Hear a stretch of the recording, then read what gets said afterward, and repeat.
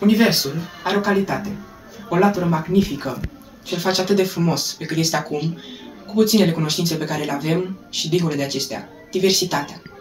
Noi sărbătorim această diversitate prin artă, cu poezia care stârnește auzul minții, cu literatura care trezește viziunea imaginației și cu muzica, care le îmbine pe toate acestea și oferă imaginației o paletă vastă de sonorități. Fiecare operă este unică și poate fi interpretată în felurite moduri de fiecare artist, precum un compozitor care își alege propriile sonorități prin combinațiile de timbre și de instrumente, așa și un pianist poate să-și aleagă propriile preferințe micilor orchestre, care este pianul.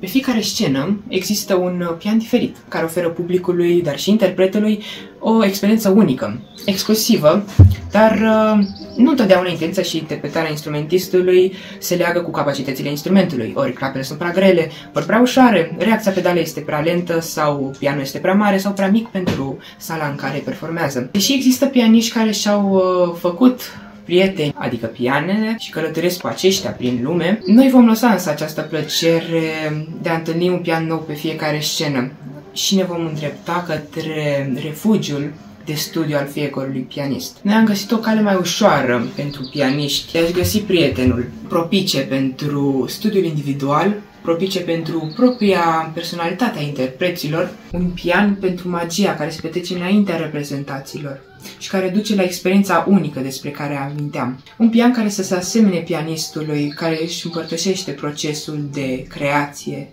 cu instrumentul. Ca rezultat al creației inginerilor, mecanicilor, tehnicienilor instrumentali și, bineînțeles, al pianiștilor, vă prezentăm pianul Starway. Un pian ce poate fi adaptat după pianist, sau mai bine zis, de pianist, după propriile sale preferințe. Mecanica pianului este în așa fel concepută încât orice pianist cu orice fel de experiență poate schimba și regla secțiuni ale sistemului fără a compromite întregul pian. Greutatea clapelor și forța de acționare, sensibilitatea pedalelor, tonul și timbrul instrumentului, toate acestea sunt reglabile după bunul plac al fiecărui pianist. În acest context, spre exemplu, un sunet puternic și strident nu ar fi neapărat potrivit pentru această încăpere, așa că am reglat pianul în așa fel încât sunetul să fie unul mai puțin strident, dar unul mai cald.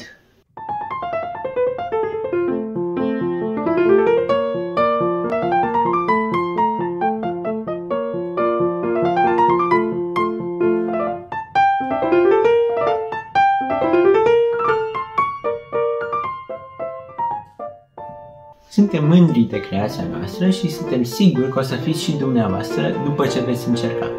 Până atunci, spor la studiu!